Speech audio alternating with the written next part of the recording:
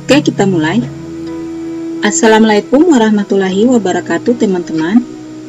Baiklah, melalui video ini, pertama-tama saya ingin mengucapkan terima kasih kepada Bapak dosen mata kuliah ini yang telah memberikan kuliah secara online. Dan kepada teman-teman saya kelas B, Pendidikan Matematika Pascasarjana UHO, semoga kalian tetap dalam lindungan Allah Subhanahu wa Ta'ala. Nah, pada kesempatan kali ini, saya akan membahas mengenai materi pokok peluang. Di sini, cakupan materi yang akan saya bahas yaitu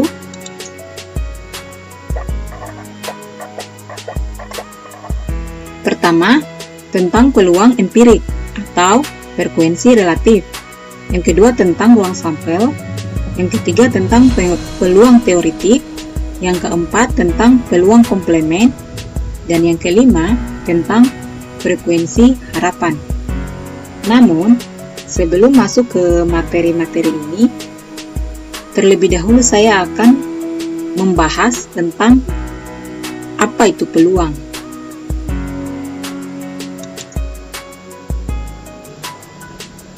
Peluang itu didefinisikan adalah kemungkinan terjadi atau tidak terjadinya suatu peristiwa atau kejadian. Nah, dalam matematika, peluang dinyatakan dalam bentuk pecahan, misalnya 1/2, 3/4, dan lain-lain. Nah, di sini saya mengilustrasikan sebuah garis, ini garis warna kuning.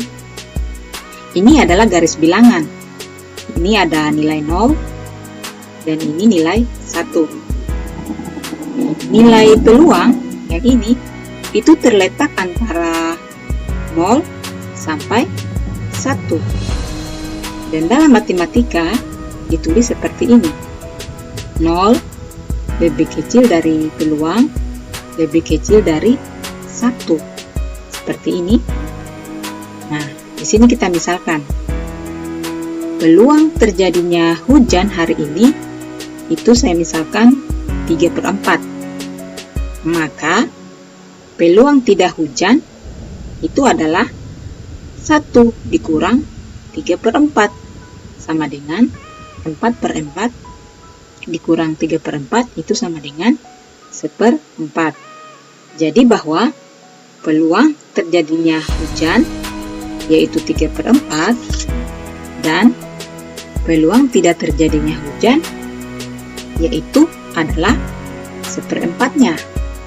Jadi terlihat bahwa nilai peluang itu ada di antara 0 sampai 1.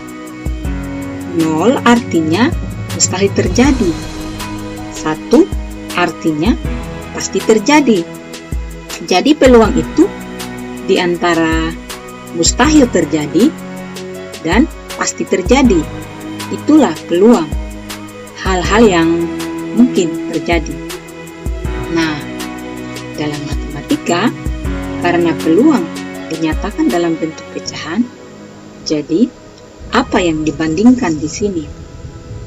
Nah, di sini kalau kita lihat, yang dibandingkan adalah peluang A. Maksudnya A ini suatu peristiwa atau kejadian. Jadi peluang peristiwa A itu adalah titik sampel A atau kejadian yang dimaksud yaitu A dibandingkan dengan semua kejadian yang mungkin terjadi atau disebut juga ruang sampel. Nah, oke, saya lanjutkan. Materi pertama yaitu tentang peluang empirik atau frekuensi relatif. Peluang empirik itu sebetulnya sama dengan frekuensi relatif. Hanya namanya saja yang berbeda, tetapi sebetulnya sama. Nah, apa itu peluang empirik? Apa itu frekuensi relatif? Yaitu bisa kita rumuskan seperti ini. Frekuensi relatif itu adalah banyaknya suatu kejadian dibagi dengan banyaknya percobaan. Maksudnya, jadi di sini saya beri contoh. Pada pelemparan sebuah koin sebanyak 10 kali, ternyata muncul gambar sebanyak 4 kali dan muncul angka sebanyak 6 kali. Ini adalah suatu percobaan. Percobaannya yaitu melempar sebuah koin sebanyak 10 kali. Ternyata dalam 10 kali ini itu diketahui muncul gambar 4 kali dan muncul angka sebanyak 6 kali. Nah, di sini frekuensi relatifnya atau peluang empiriknya gambar berarti 4 dibanding 10 atau 4/10. Dari mana 4? Nah, dari ini 4 kali. Nah, jadi 4/10. Terus muncul angka berarti 6/10. Nah, ini adalah peluang empirik atau frekuensi relatif. Lanjut ke materi berikutnya, yaitu materi 2 tentang ruang sampel dan titik sampel. Apa itu ruang sampel dan apa itu titik sampel? Ruang sampel itu dilambangkan dengan S, yaitu himpunan semua kejadian yang mungkin dari suatu percobaan. Nah, di sini saya berikan contoh. Tentukan ruang sampel dari pertama, pelemparan sebuah koin.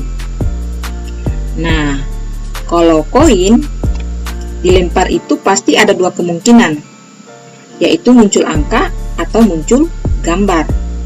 Nah, di sini saya tulis himpunan S-nya adalah angka, ini A, ini angka sama G, angka sama gambar. Nah, seperti ini. Nah, ini adalah ruang sampelnya. Berarti ini ada NS-nya sama dengan 2. Maksudnya banyak anggota S ada 2, yaitu ada 2 kemungkinan maksudnya. Nah, lanjut contoh berikutnya. Pelemparan sebuah dadu. Nah, dadu yang normal itu ada 6, maksudnya 6 mata dadu. Berarti ini ruang sampelnya, ini 6. Nah, ini anggotanya 1, mata dadu itu 1, 2, 3, 4, 5, 6. Nah, sehingga banyak anggota S ada 6. Inilah yang dimaksud ruang sampel. Sedangkan yang dimaksud dengan titik sampel, yang ini, itu adalah anggotanya. Ini. A ini titik sampel. G juga ini titik sampel. Jadi titik sampel ini merupakan bagian dari ruang sampel. Seperti itu. Contoh berikutnya, pelemparan 2 koin. Pelemparan 2 koin ini ada berapa ruang sampelnya? Nah, 2 koin berarti ada kemungkinan muncul angka, dua-duanya angka, atau yang pertama muncul angka, koin yang kedua muncul gambar, atau koin yang pertama muncul gambar, koin yang kedua muncul angka, atau kedua-duanya muncul gambar. Nah, ini GG ini artinya gambar-gambar. Nah, berarti ada 4 kemungkinan. Nah, itu kalau 2 koin. Bagaimana kalau 3 koin? Ternyata kemungkinannya banyak nih. Kalau kita data semua kemungkinan, nah ini ada 8. Jadi jumlah anggota S ini itu sama dengan 8 nih. 1, 2, 3, 4, 5, 6, 7, 8. Nah, oke, berikutnya pelemparan 1 koin dan 1 dadu. Ini sudah kombinasi dengan dadu. Untuk lebih mudahnya, ini kita bikin tabel. Jadi yang bawah ini misalkan adalah koin, adalah angka sama gambar. Terus dadu kan matanya ada 6, 1, 2, 3, 4, 5, 6. Nah, di sini kemungkinannya kan berarti ini angka keluar angka, dan mata dadunya 1. Nah, seperti ini. Kemudian yang kedua, koin keluar angka, kemudian dadunya keluar mata dadu 2. Nah, dan seterusnya. Seluruh kemungkinannya ternyata ada 12 kemungkinan. Nah, ini. Nah, ada cara cepatnya. Bagaimana kalau 4 koin, 5 koin, atau 1 koin dengan 2 dadu, dan seterusnya. Ternyata ada polanya yang perlu kita ketahui, yaitu misalnya ini tadi 2 koin. Ternyata ada 4 kemungkinan. Nah, sebetulnya ini adalah 2 dikali 2, yaitu koin kan ada 2 kemungkinan, yaitu angka sama gambar. Jadi 2 dikali 2. Nah, bagaimana kalau 3 koin? Nah, 1 koin titik sampelnya itu kan 2. Jadi kalau 3 koin, 2 kali 2 kali 2. Nah, sama dengan 8. Nah, bagaimana kalau 1 koin dan 1 dadu? Koin kan titik sampelnya 2, dadu titik sampelnya 6. Berarti 2 dikali 6. Nah, ini adalah cara cepat untuk menentukan ruang sampel. Nah, oke. Lanjut berikutnya. Bicara tentang peluang teoretik. Sebelumnya, kita sudah membahas tentang peluang empirik, yaitu peluang yang didapatkan dari suatu percobaan. Nah, sekarang peluang teoretik yaitu peluang yang didapatkan dari rumus. Ya, rumusnya yaitu NA dibagi NS. Dalam hal ini, PA itu atau peluang kejadian A. Nah, peluang teoretik ini ya karena rumus. Teoretik itu rumus, kalau empirik itu percobaan. NA ini artinya banyaknya kejadian A, dan NS itu artinya banyaknya anggota ruang sampel. Nah, di sini saya berikan contoh. Pada pelemparan sebuah dadu, tentukan peluang A. Muncul mata dadu 5 atau 6. B. Muncul mata dadu ganjil. Nah, kita data dulu. Ruang sampelnya dadu ada 6. Jadi S-nya itu 1, 2, 3, 4, 5, 6. Karena dadu ya, dan mata dadu kan 6. Nah, kemudian poin A, muncul mata dadu 5 atau 6. Nih. Ini kan pertanyaan A itu muncul mata dadu 5 atau 6. Nah, berarti A ini 5, 6. 5 atau 6. Poin B, muncul mata dadu ganjil. Berarti B 1, 3, 5. Kemudian kita data NS-nya. Nah, ini NS-nya ada 6. Nah, NA, jumlah anggota A ini itu ada 2. Nah, NB-nya, jumlah anggota B ini ada 3. Kemudian kita cari peluangnya. Peluang yang A 5, 6. Nah, ini berarti ketemunya 2. Ini NA-nya dibagi 6. 6 dari mana? Dari NS-nya. 2 dari mana? Dari NA-nya. Nah, peluang B itu sama dengan NB per NS. NB-nya berapa? 3. NS-nya 6. Nah, disederhanakan 1/2. Ini juga disederhanakan, kalau disederhanakan 1/3. Oke, inilah yang dinamakan dengan tentang peluang teoretik. Selanjutnya, materi 4, yaitu tentang peluang komplemen. Peluang komplemen suatu kejadian. Di sini saya memberikan ilustrasi. Contohnya, peluang hari ini akan turun hujan adalah 0,7. Peluang hari ini tidak turun hujan adalah, nah di sini 0,3. Nah, berarti kan kalimat yang ada ini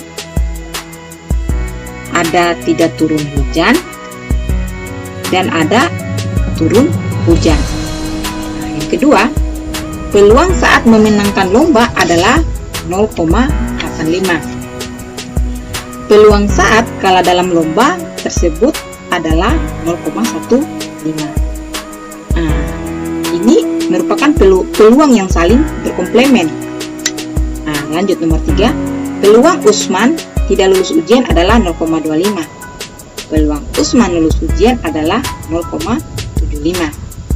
Nah, jika kita amati yang di garis merah ini, nah, tentu kita tahu polanya bahwa ini adalah saling berkebalikan, saling berlawanan. Nah, ini akan turun hujan, ini tidak turun hujan.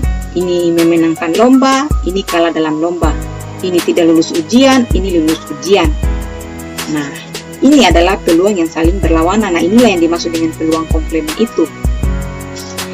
Nah, di sini tentu kita bertanya-tanya, ini kok 0,3, 0,15, 0,75. Nah, ini kenapa bisa seperti ini? Ya, karena ini kalau ditotalkan, dijumlah, ini menghasilkan nilai 1. Ini 0,7 tambah 0,3, hasilnya 1. Ini juga 0,85 ditambah 0,15, juga hasilnya 1. Ini juga 0,25 ditambah 0,75, ketemu hasilnya 1. Nah, seperti itu. Kalau kita rumuskan, ya seperti ini. Rumusnya adalah peluang A ditambah peluang komplemen A, yaitu sama dengan 1. Jadi kalau ditotal itu hasilnya 1. Nah, inilah tentang peluang komplemen suatu kejadian itu. Oke, kita lanjut ke materi kelima, yaitu tentang frekuensi harapan. Baik, ini yang terakhir, frekuensi harapan suatu kejadian. Apa itu frekuensi harapan? Yaitu frekuensi yang diharapkan muncul. Maksudnya, di sini saya berikan ilustrasi. Yang pertama itu, sebuah koin dilempar 10 kali. Berarti frekuensi harapan muncul angka adalah, di sini saya tulis 5 kali. Frekuensi harapan muncul gambar adalah, di sini juga saya tulis 5 kali. Nah, kenapa saya tulis seperti ini? Nah, supaya adil. Nah, maksudnya muncul angka itu yang kita harapkan adalah 5 kali. Dan muncul gambar juga kita harapkan 5 kali. Nah, inilah yang dimaksud dengan frekuensi harapan itu. Adil dia, karena ditambah 5 tambah 5 juga 10. Hasilnya pas. Nah, jadi diharapkan itu dalam pelemparan koin ini. Pelemparan koin itu yang sebanyak 10 kali, muncul angka 5 kali, muncul gambar 5 kali. Nah, ini artinya frekuensi ideal. Frekuensi yang diharapkan muncul itu adalah 5. Nah, itu kalau koin. Gimana kalau dadu? Nah, nomor 2 ini. Sebuah dadu dilempar 12 kali. Nah, frekuensi harapan muncul mata dadu 1 adalah, di sini saya tulis 2 kali. Mata dadu 2 juga yang diharapkan muncul itu 2 kali juga. Terus frekuensi harapan muncul mata dadu 3 juga adalah 2 kali, dan seterusnya sampai frekuensi harapan muncul mata dadunya 6 itu adalah 2 kali juga. Nah, tadi kan 10 kali pelemparan koin, sehingga supaya adil muncul angka, muncul gambar itu 5 kali kan, ini kita bagi 2, 10-nya ini. Jadi 5, hasilnya 5. Kenapa dibagi 2? Karena titik sampelnya koin kan 2. Nah, seperti itu. Kalau dadu, titik sampelnya 6. Nah, artinya mata dadu itu kan 6. Nah, jadi dilempar 12 kali, jadi frekuensi harapan yang kita muncul, yang harapan yang kita inginkan itu supaya adil, yaitu maksudnya mata dadu 1, mata dadu 2, mata dadu 3 itu supaya adil itu munculnya di sini saya tulis 2 kali karena 12 ini dibagi dengan 6. Titik sampelnya dadu itu kan 6 NS-nya, jadi seperti itu. Lebih tepatnya agar lebih menguasai ini ada rumusnya. Tadi kan ilustrasi. Nah, rumusnya itu begini. Frekuensi harapan A itu adalah peluang A dikali N. Nah, N itu adalah banyaknya percobaan, banyaknya pelemparan, atau banyaknya pengundian dan sebagainya. Nah, kayak gini. Oke, contoh. Pada pelemparan sebuah dadu sebanyak 600 kali, tentukan frekuensi harapan muncul mata dadu 3. Nah, yang B-nya muncul mata dadu genap. Nah, oke. Di sini kita data dulu. Dadu kan ada 6. Berarti S-nya itu 1, 2, 3, 4, 5, 6. Nah, poin A muncul mata dadu 3. Berarti A-nya ini 3. Nah, poin B muncul mata dadu genap. Berarti 2, 4, 6. Oke, ini NS-nya ada 6 anggota. Ini NA-nya 1 anggota. NB-nya 3 anggota. Berarti frekuensi harapan kejadian A yaitu 1/6 dikali 600. Dari mana 6? Dari NS-nya. Ini 6 ruang sampelnya. Dari mana 1? Yaitu dari NA. Nah, ini jumlah anggota dari A. Nah, dari mana 600? Yaitu dari pelemparannya ini. Jadi hasilnya frekuensi harapan muncul mata dadu 3 itu adalah 100 kali. Ya, yang berikutnya yang B. Frekuensi harapan muncul mata dadu genap. Tadi kan diketahui genap itu ini NB-nya 3 anggota. Ini berarti 3 dibagi 6 dikali 600. Jadi frekuensi harapan munculnya mata dadu genap adalah 300 kali. Baik, demikian yang bisa saya sajikan tentang materi pokok peluang. Nah, lanjut di sini saya akan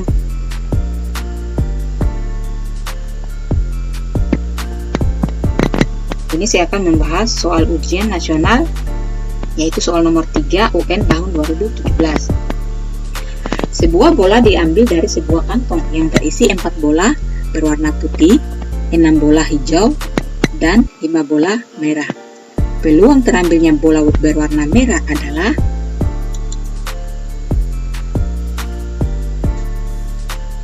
Nah, ini